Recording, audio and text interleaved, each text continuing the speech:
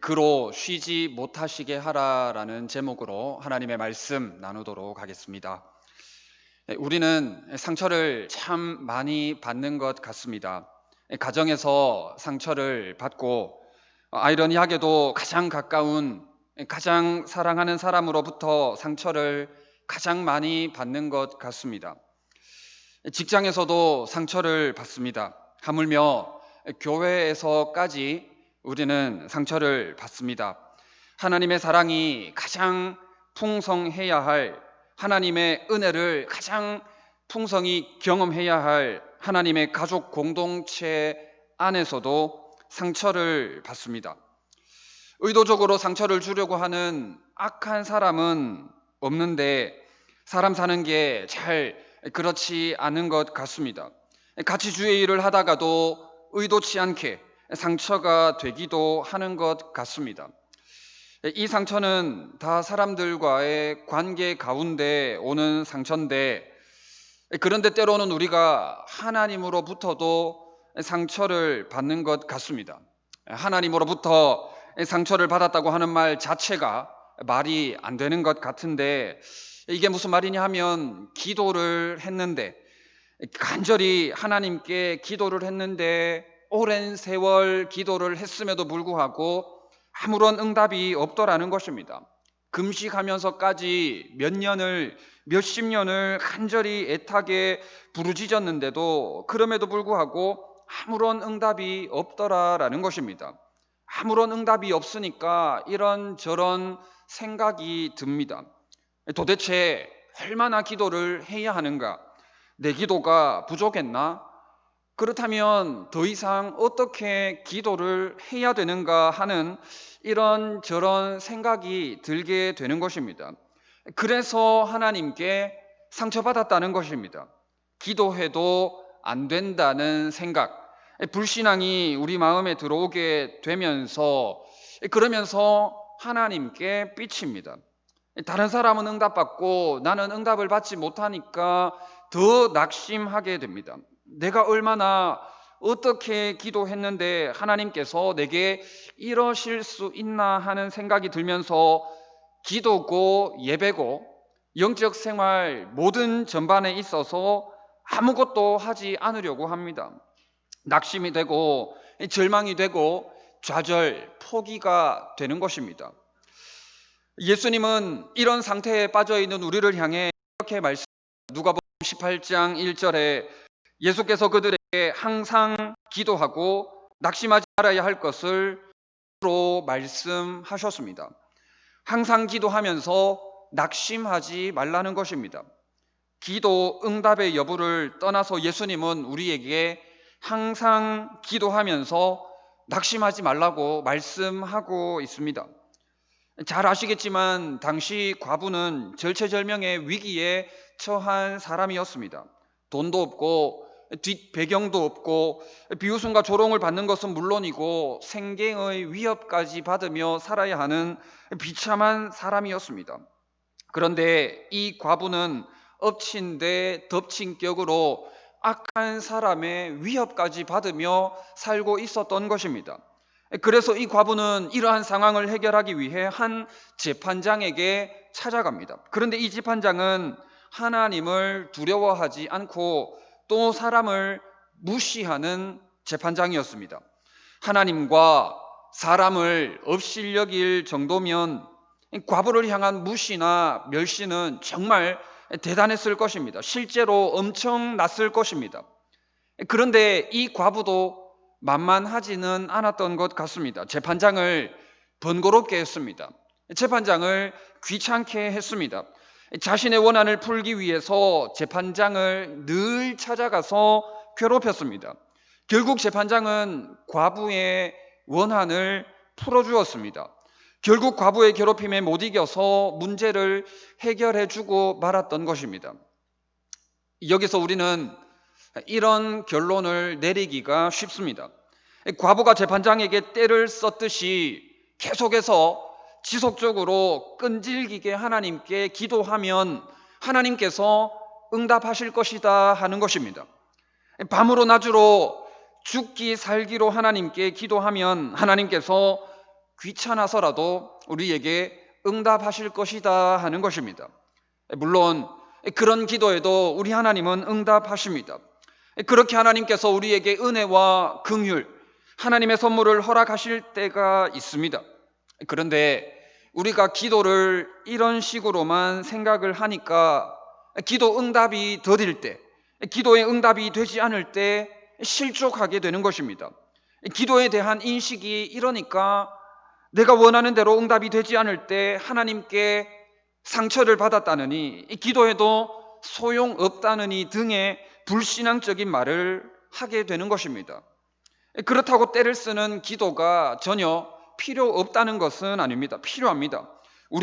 우리는 하나님 아버지께 간절히 기도해야 합니다. 구하고 찾고 두드리고 눈물로 호소해야 합니다. 밤낮 부르짖어야 합니다. 그러나 기도가 하나님을 번거롭게 하거나 귀찮게 해서 나의 필요를 채우는 것은 아니다 하는 것입니다. 그렇다면 기도가 무엇입니까? 기도는 하나님과의 관계입니다. 하나님 아버지와의 사귐입니다. 관계와 사귐 안에서 우리는 우리의 잘못을 하나님께 고백하기도 하고 찬양과 경배를 드리기도 하고 하나님의 뜻을 묻기도 하고 또 때로는 우리의 필요를 간구하기도 하는 것입니다. 예수님께서 이 비유를 통해 우리에게 말씀하시고자 하는 것이 바로 이것입니다. 하물며 불의한 재판장도 가장 연약한 멸시천대받는 과부의 간청을 들어주는데 하물며 하나님께서 그 밤낮 부르짖는 택하신 자들의 원한을 풀어주시지 아니하겠느냐 하는 것입니다.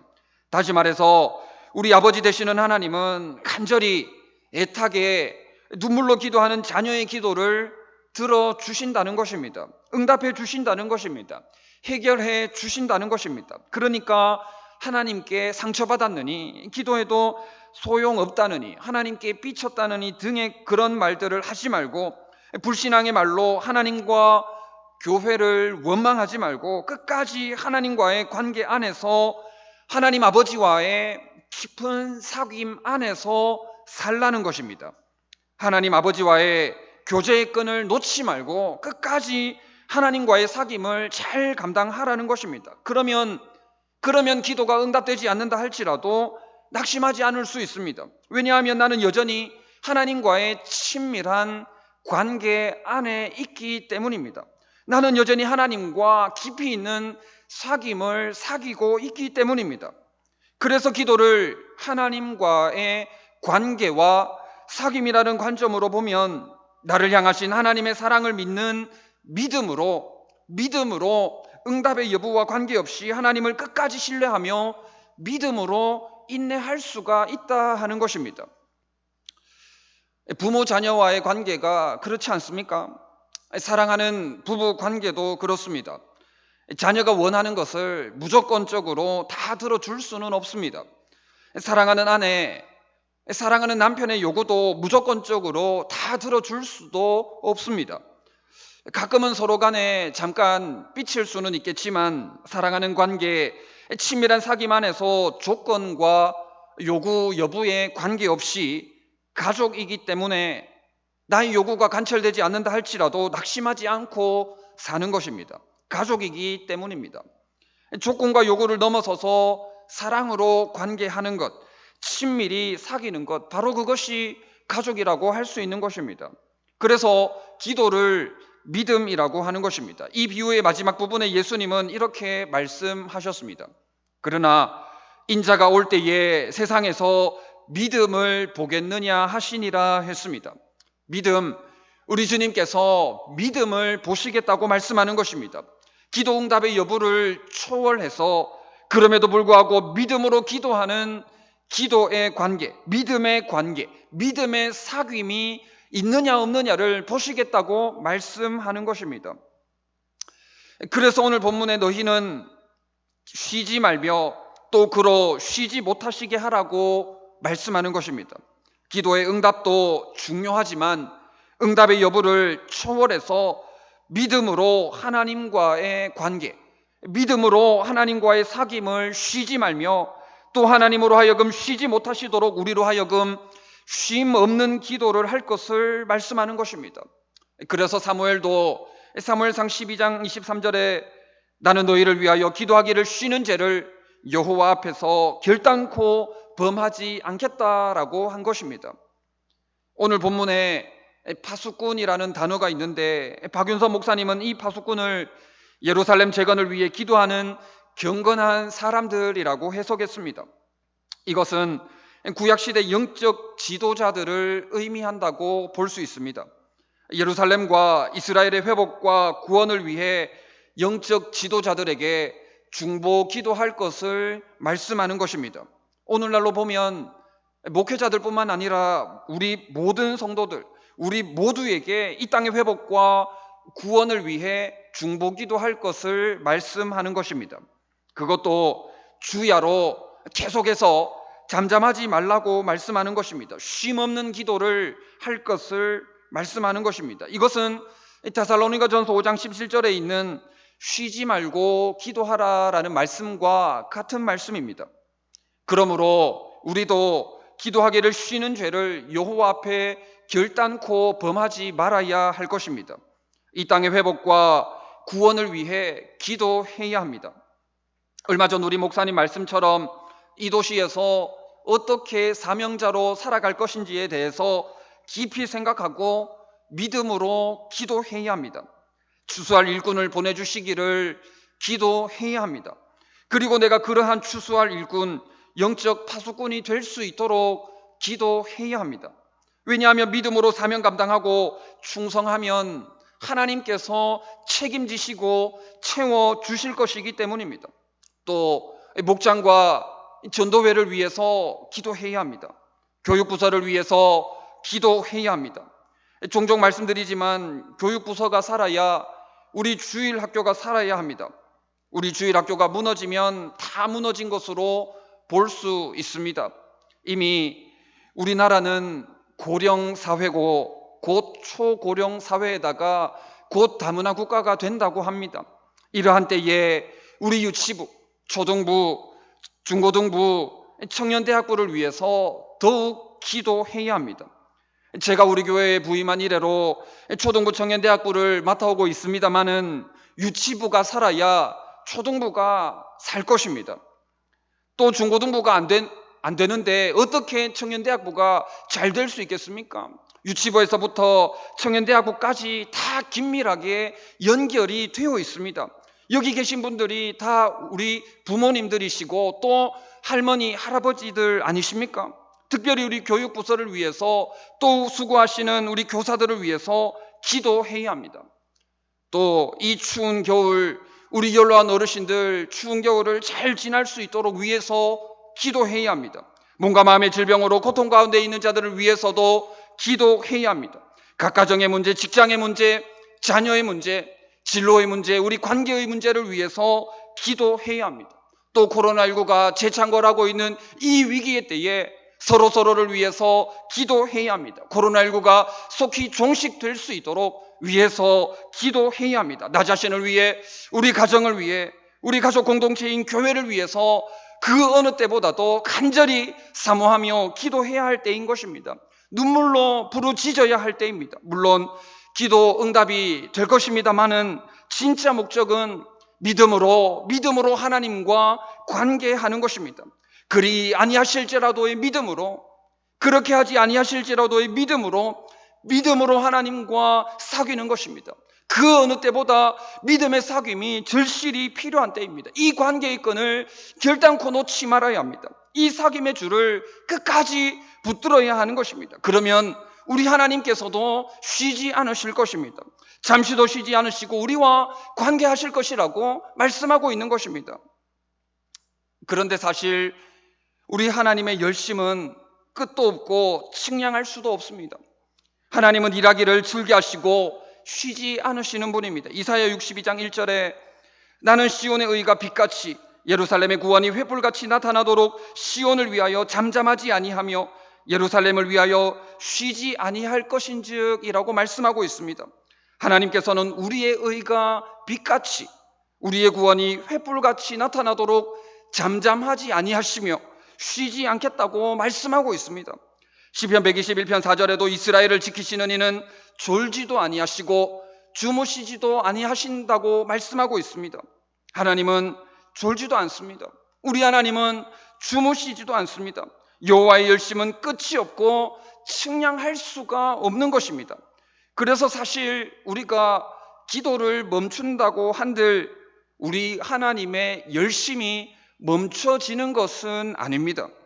하지만 오늘 본문이 우리의 기도로 하나님을 쉬지 못하시도록 하라고 말씀하는 것은 결국 우리의 기도가 멈춰져서는 안 된다는 것을 말씀하고 있는 것입니다. 다시 말해서 하나님께서 우리의 기도를 사용하시겠다는 것입니다.